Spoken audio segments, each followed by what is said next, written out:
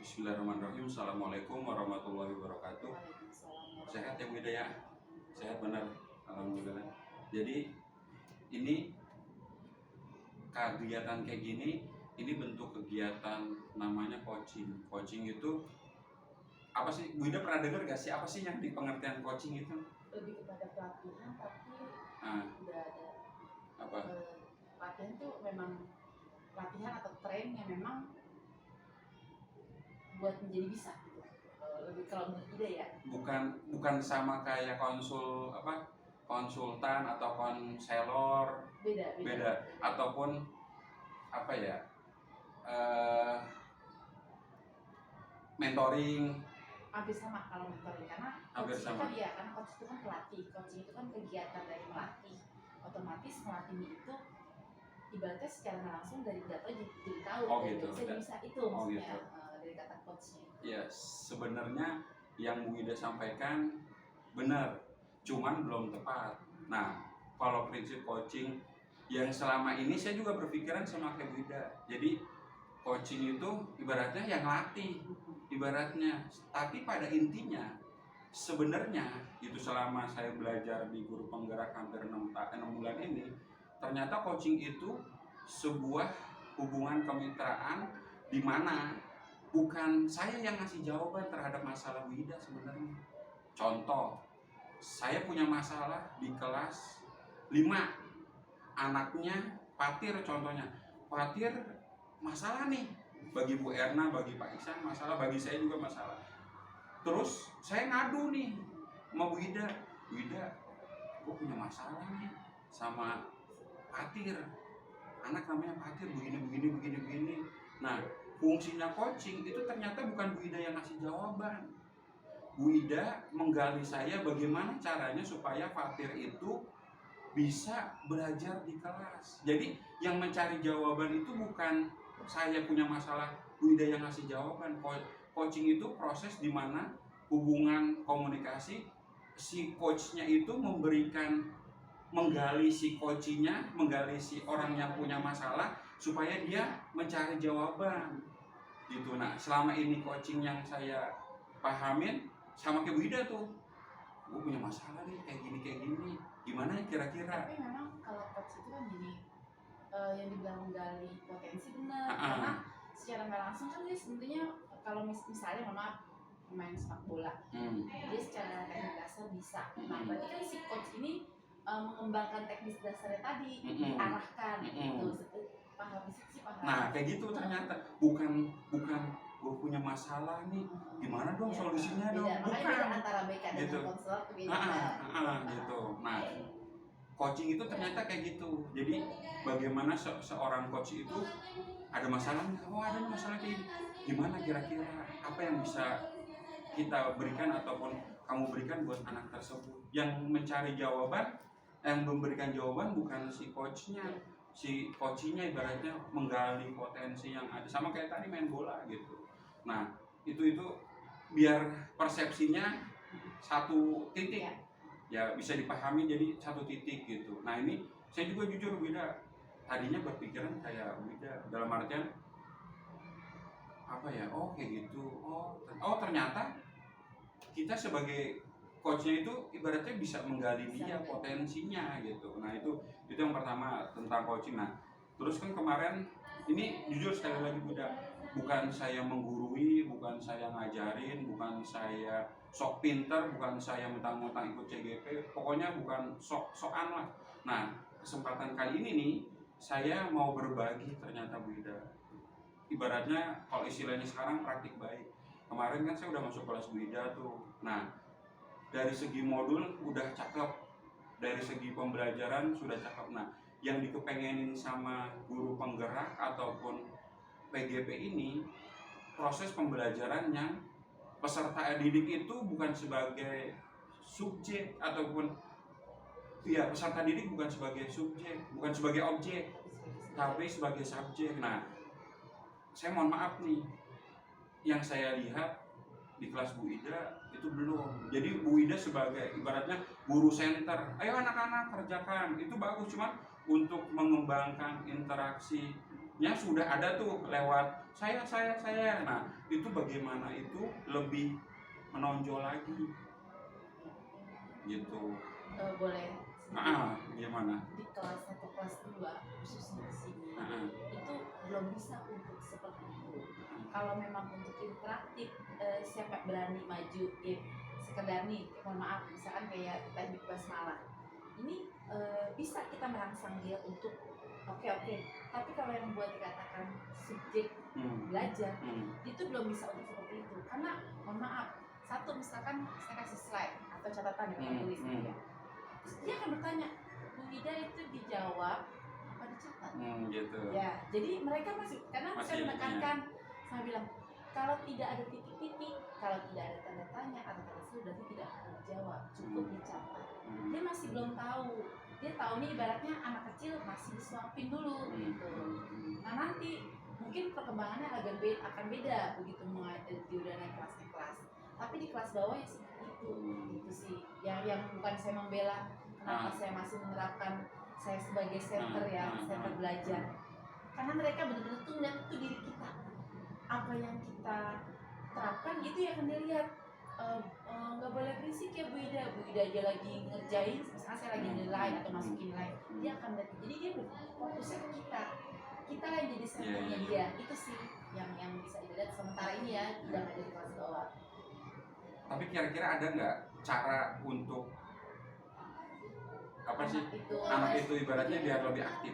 Yang paling bisa pertama kali baru bisa diterapkan untuk cara anak itu adalah memimpin doa. Yang memimpin doa dia bisa sampai doa pulang dia bisa. Itu aja sih baru itu. Kalau untuk dia yang ibaratnya memprovokasi teman-temannya, ayo siap, itu baru itu. Kalau untuk lainnya belum. Sebenarnya nggak harus memprovokasi temannya buat aktif. Udah hukum alam, satu kelas itu nggak semuanya aktif, tapi kita sebagai guru nih, Bu Ida sebagai guru, wah ini kira-kira punya potensi, keberanian. Nah itu keberanian itu udah muncul, tanggung jawab. Gitu. Cuma kan memang kalau kelas 1 itu sama kelas 2, Masya Allah dah pokoknya. Jadi memang begitu ada satu anak yang, kalau anak yang katakan dia anak baik, nggak ada yang mau ikutin. Dia teriak apapun kadang-kadang nggak ada yang mau dengerin. Tapi begitu anaknya memang bukan troublemaker tapi ngajak ke yang ketawa-ketawa, bercanda gitu ya, itu banyak pengikutnya. Kalau di kelas bawah tuh gitu, ibaratnya tuh gitu. Entah kalau di kelas atas nggak, tapi kalau di kelas bawah tuh yang begitu itu paling rame. Tapi emang tadi sih beda, kebutuhan dasar manusia itu mungkin dia pengen happy salah satunya. Nah gitu. Itu masih ke bawah banget di kelas 1 kelas 2. Maka tadi kalau untuk subjek dalam belajar, mereka tuh belum 10% juga belum ada. Belum ada 10 dari 100% 10% belum ada. Ya mereka tuh masih yang pokoknya masih pengennya kita suapin. Jadi masih apa kata guru, masih seperti itu. Karena memang kalau kelas rendah itu sosok figur sih ibaratnya dia menjatuh kita. Mohon maaf gitu. Di saat mereka kayak materi kelas 1 sekarang, ini kan terakhir tuh matematika basmalah, sekarang masuk alhamdulillah. Nah itu materi basmalah aja begitu mereka di rumah nggak dibiasakan. Di sekolah kan makan saat istirahat doang, paling ya yang sebelah ya ntar abis istirahat baca doa makan dulu misalnya, yang udah bawa bekal bisa, yang nggak bisa ya los aja. Jadi memang masih ya berarti mereka punya subjek belajar di rumah ya orang tuanya, subjek belajar di sekolah ya ini gurunya yang dia lihat gitu.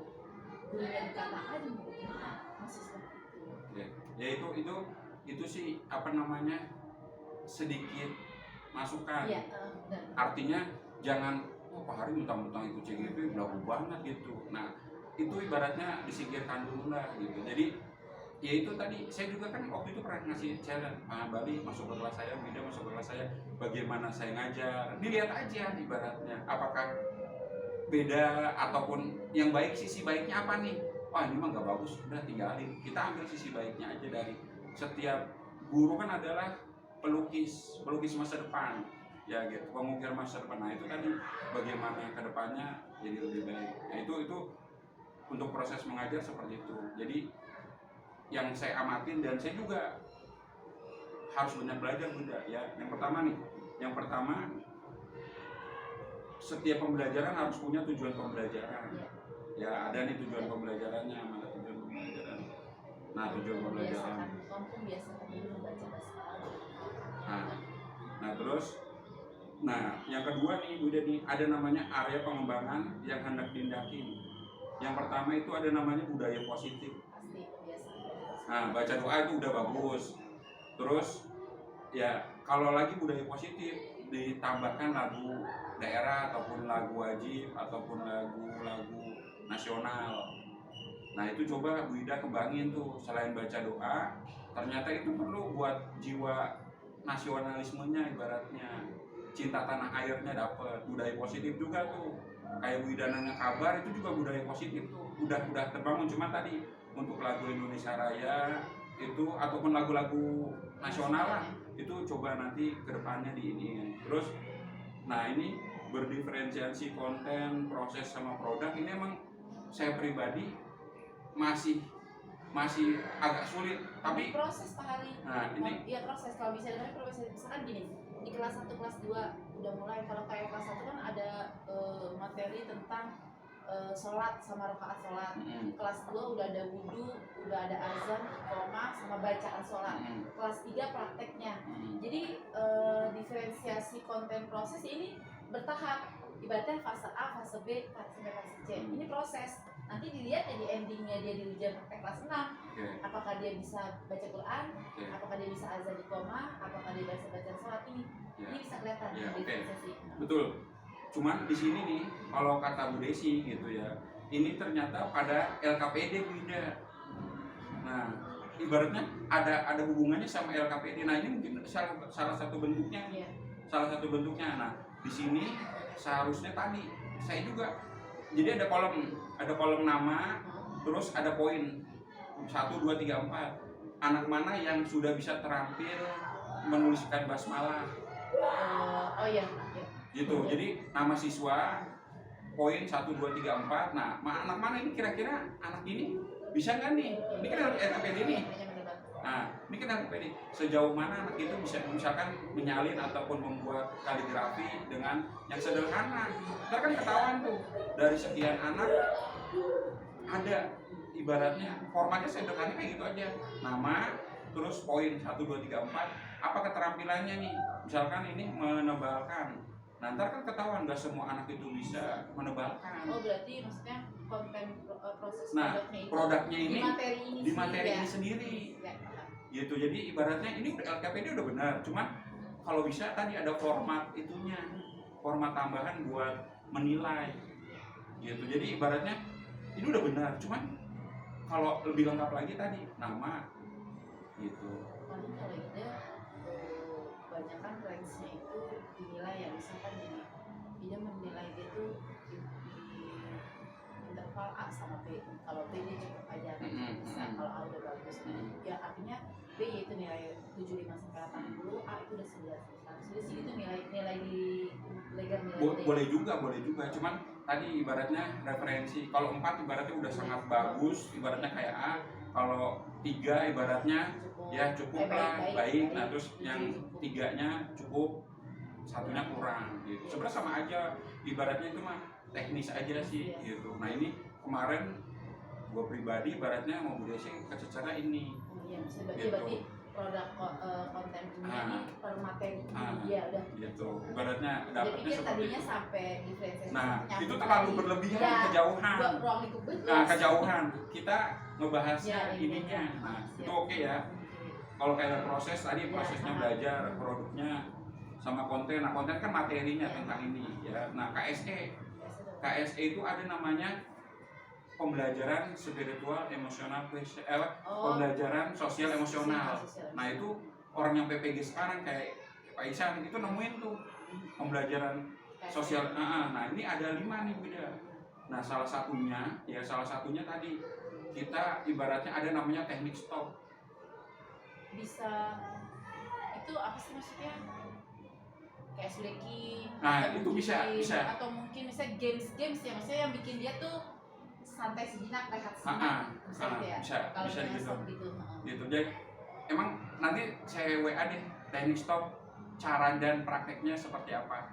gitu. Makanya kalau Bu Ida datang ke kelas saya, Pak Ari udah teknik stop meraktekin enggak. Nah, ketika nanti Bu Ida datang, lihat udah berjalan apa enggak, jangan cuma ngomong doang nih, jangan Kalau nih. gua tuh Gitu. mungkin gua udah praktekin ada tepuk Al-Fatihah gitu. Jadi sambil mengingat anak surat Al-Fatihah, gua tuh tepukan ya, tepuk Al-Fatihah, nama surat Al-Fatihah. Nanti gua orang tanya jawab, yang laki-laki nama nanya, yang perempuan yang jawab Al-Fatihah. Terus jumlahnya artinya pembukaan, jumlahnya 7 ayat diturunkan di Mekah. Nah itu gue udah itu mungkin. Nah itu secara nggak langsung itu bisa dikembangkan lagi.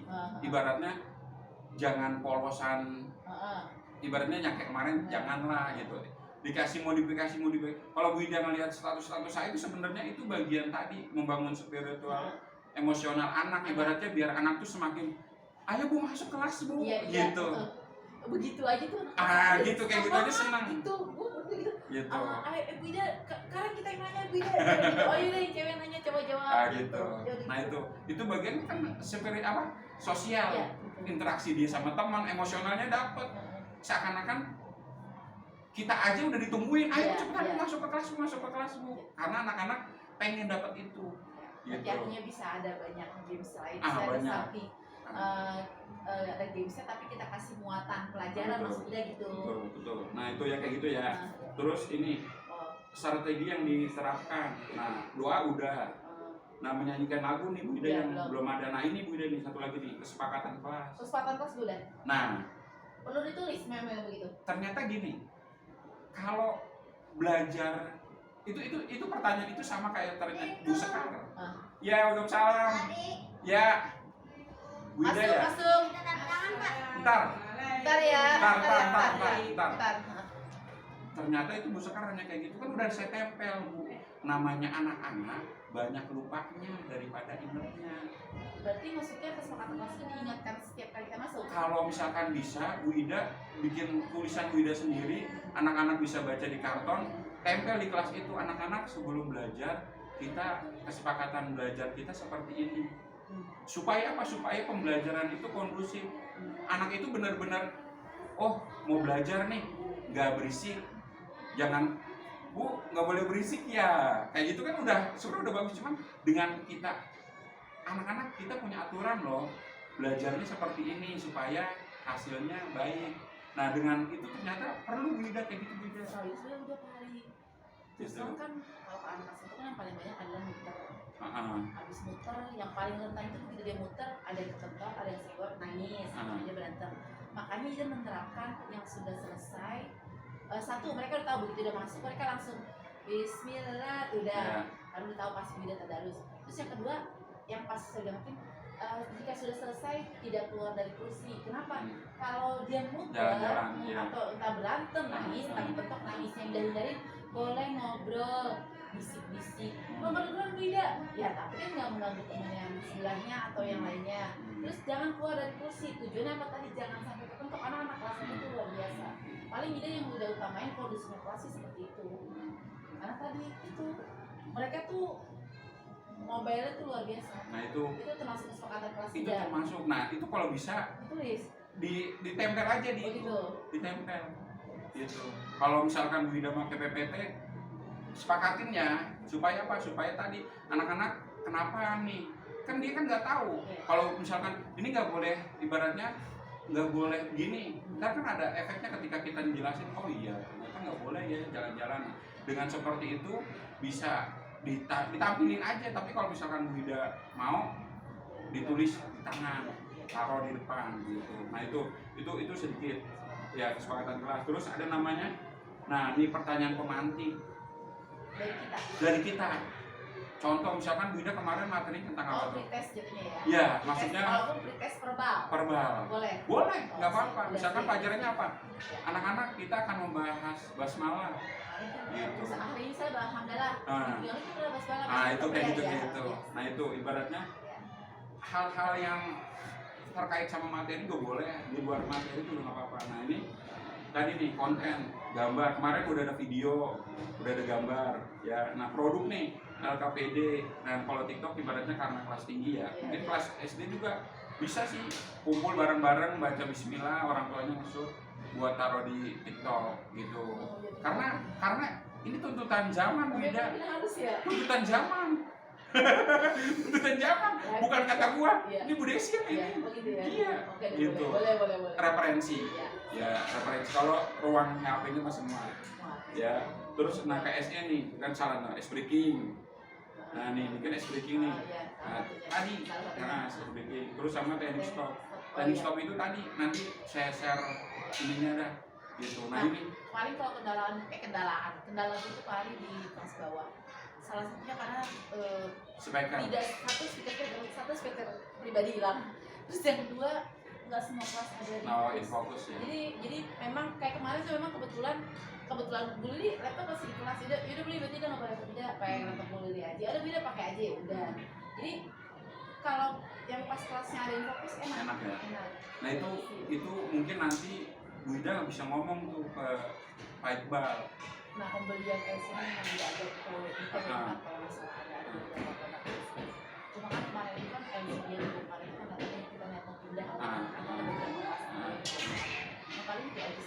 Ibaratnya kalau misalkan itu tadi kayak di kelas URN itu susah. Ibaratnya biru doang. Ada yang bisa ke bawah tuh. Ada di atas. Ibaratnya daripada nganggur di sono, kalau misalkan butuh ya tinggal pakai aja nggak apa-apa. Oh HDMI colok. Ya itu konverternya. Kalau ini kabelnya. Itu kayak gitu. Udah ini lampiran format apa nih? Penilaian. Lampiran format penilaian, sikap, keterampilan. Nah ini bagian dari tadi. Sikapnya dia bisa nggak nih? Sikap kan bagus, keterampilannya.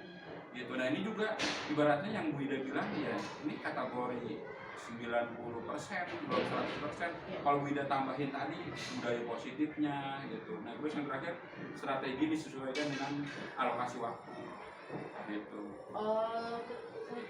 Kalau misalnya di LKPD ini misalnya ditambahin ada kolom misalkan ini aku biasa membaca basmalah boleh di awal kegiatan misalnya ya atau tidak boleh. Setuju ya, atau tidak setuju boleh nggak apa-apa itu kan masuk sikap iya. Nah itu kan yang ditanyakan Pak Suaidi selama ini gitu. Gue ternyata yang benar tuh udah paham nilai K3 sama K4 kalau dia kita punya kurikulum K13 K4 jadi sikap ya tadi tuh itu yang bilang itu anak media penilaian. Nah itu instrumen kalau kata Pak Suaidi instrumen penilaiannya. Nah itu yang ternyata gue baru sadar. Iya. Tapi bener ya, iya bener. Gue udah sadar itu belum gue. Nah itu dia. Sadar, kalau sadar kan harus diaplikasikan. Kalau cuman eling doang itu, oh iya kayak gini. Tapi kan kagak dikerjain. Itu sederhana, cuma tadi Pak Suaidi bisa ngasih nilai poin 4 ketika kita komplit gitu. Nah itu hari ini kuncinya seperti itu beda. Ya saya sih jujur sekali lagi bukan maksud apa-apa, cuman berbagi